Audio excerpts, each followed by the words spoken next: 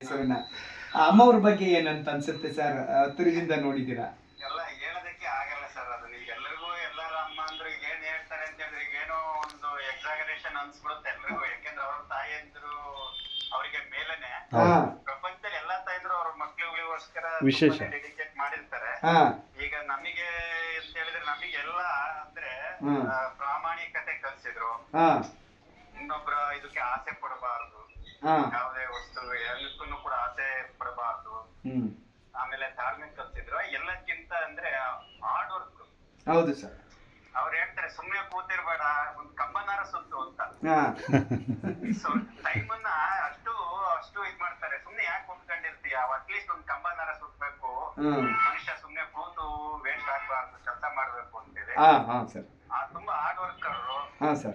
ಅವರಿಗೆ ನಾವು ಏನ್ ಹೇಳೋದಕ್ಕೂ ಕಷ್ಟನೇ ಬಿಡ್ರಿ. ಎಷ್ಟು ಹೇಳಿದ್ರು ಕಡಿಮೆ. ನಮಗೆ ನಾವ್ 3 ಜನನು SSLC ಪಾಸ್ ಆದಾಗ 3 ಜನಕ್ಕೂ ವಾಚ್ ಕೊಡ್ಸಿದ್ರು ಅವರು.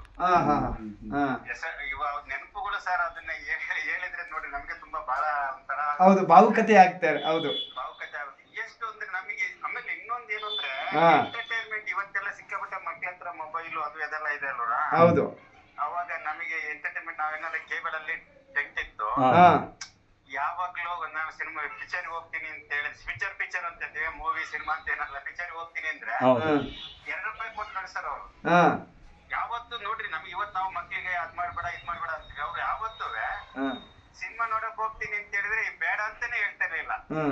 ಬಟ್ ಇನ್ನೊಂದಷ್ಟು ಕೆಲಸ ಕೊಟ್ಬಿಟ್ಟು ನೋಡಪ್ಪ ಇದ್ ಮುಗಿಸ್ಕೊಬಂದು ಹೋಗ್ಬಿಡೋರು. ಬಟ್ ನನ್ನ ಏನ್ ಮೆಂಟಾಲಿಟಿಗೆ ಒಂದ್ ಸ್ವಲ್ಪ ನಾನು ಇನ್ಫೀರಿಯಾರಿಟಿ ಕಾಂಪ್ಲೆಕ್ಸ್ ಅಂದ್ರೆ ಸಂಕೋಚ ಸ್ವಭಾವ, ಅದನ್ನ ಅರ್ಥ ಮಾಡ್ಕೊಂಡ್ರು ಅವರು. ಅರ್ಥ ಮಾಡ್ಕೊಂಡು ಬಿಡು ಅವ್ನ ಹಂಗೇನೆ ಅಂತ ಹೇಳ್ಬಿಟ್ಟು ಅದನ್ನು ಕೂಡ ಇದ್ ಮಾಡೋರು ಅವರು. ಆಮೇಲೆ ನಮಗೆ ಈಗ ಇದು ಏನು ಎಂಟರ್ಟೈನ್ಮೆಂಟ್ ಏನಿರ್ಲಿಲ್ಲ. ಆಮೇಲೆ ಅತಿ ಸೂರ್ಯಕಾಂತಿ ಮಾರಿದಾಗ ಒಂದು ಟೇಪ್ ರೆಕಾರ್ಡರ್ ತಂದು ಕೊಟ್ಟಿದ್ರು. ನನಗೆಲ್ಲ ಬೇಕು ಮಕ್ಳಿಗೆ ಅಂತೇಳಿ, ಕೇಳಿಸ್ಕೋಬೇಕು, ಆಲಿಸ್ಬೇಕು ಅದನ್ನೆಲ್ಲ ಅಂತ ಹೇಳ್ಬಿಟ್ಟು. ಆಮೇಲೆ ಅವರಿಗೆ ರಂಗೋಲಿ ಯಾವ ಧರ್ಮಸ್ಥಳ ಸುಬ್ರಹ್ಮಣ್ಯಕ್ಕೆ ಹೋದ್ರು ಕೂಡ ಅವರು ರಂಗೋಲಿಗಳದ್ದು ಬುಕ್ಸ್ಗಳು ಎಲ್ಲ ತರ್ಸ್ಕೊಂಡ್ರು, ತಗೋಬರೋರು ಅವರು ಕೂಡ. ಸಿಕ್ಕಾಪಟ್ಟೆ ಹಾರ್ಡ್ ವರ್ಕರ್. ನಮ್ಗೆ ಕೆಲಸ ಕಲ್ಸಿದ್ರು, ಕೆಲಸ ಮಾಡ್ರಿ ಅಂತ ಹೇಳಿದ್ರು. ಯಾವಾಗ ಕೂತು ತಿನ್ಬೇಡ ಅಂತಾನೆ ಯಾವಾಗ ಅದೇ ಅವ್ರದ್ದು ಧ್ಯೇಯ ವಾಕ್ಯ. ಕೂತು ತಿನ್ಬೇಡ, ಇನ್ನೊಬ್ಬರ ವಸ್ತುಗೆ ಆಸೆ ಪಡ್ಬೇಡ ಅಂತಾನೆ ಅವ್ರು ಯಾವಾಗ್ಲೂ ಹೇಳೋದು. ಖಂಡಿತ. ಬಟ್ ನಾವ್ ಅವರಿಗೆ ಏನೋ ಇಷ್ಟು ಇದ್ ಮಾಡಕ್ಕೆ ಏನು ಆಗಿಲ್ಲ ನೋಡ್ರಿ. ನಾವು ಇಷ್ಟುದಲ್ಲಿದ್ದೀವಿ. ಅವ್ರನ್ನ ಬಿಟ್ಬಿಟ್ಟು ಮಾಡಂಗಿಲ್ಲ. ಆದ್ರೂ ಅವ್ರು ಯಾವತ್ತು ಬೇಸರ ಮಾಡ್ಕೊಳಲ್ಲ. ಅದೇ ಇಲ್ಲೇ ಚೆನ್ನಾಗಿರಿ ಅಂತ ಹೇಳಿ. ಒಳ್ಳೇದು.